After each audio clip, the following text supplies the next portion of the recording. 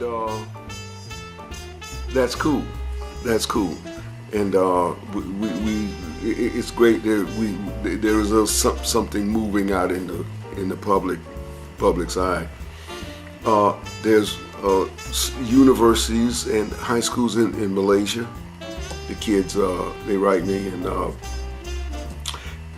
they look at my stuff and they got some stuff, and of course in Iceland and Europe. And in my home state there, I'm from Florida, and the university right down in Miami there, I think it's FIU. It's a technical institution. I think they do a lot of architecture and all this stuff. And I think just a few months ago, they had their water shoe walk. And the interesting thing about this university is that they're not in the swimming pool. You know, they're out on, I guess it's a lake on the campus, and it's it's an oversized pond. You know, and the kids once a year, or the students once a year, I guess they invite some high school students also to come in and walk across build water shoes and walk across the pond there, a small lake, and they've been doing this for years, you know. But strange enough, they asked me to. One of the students, sent me an email and asked me to critique what they were doing and what did I think about it, their water shoes. And a lot of these, almost all the universities are doing this. Now you see these students here, they are standing on a platform and they are actually walking across, in this case a swimming pool, they're walking across a swimming pool.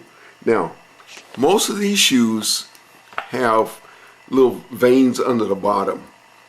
This is kind of like a water shoe, and they have veins under the bottom. They kind of move back and forth as they move. The veins open and close and open and close, and they walk across the water.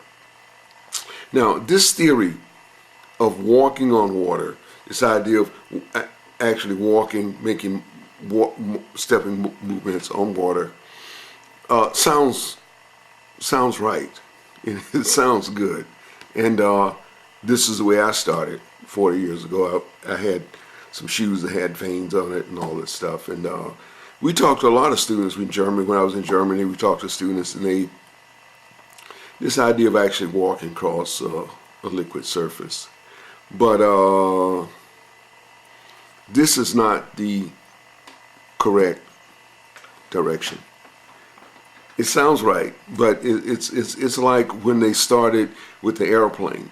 When they started with the airplane, the wings flapped, and the wings flapped like this. And this Leonardo and those guys, they had flapping wings, and this was a thought that how a plane should develop. But then later on, we realized that flapping the wings was not the thing to do.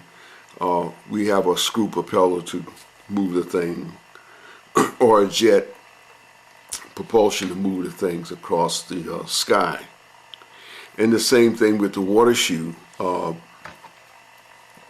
This idea of actually walking is not the primary mover.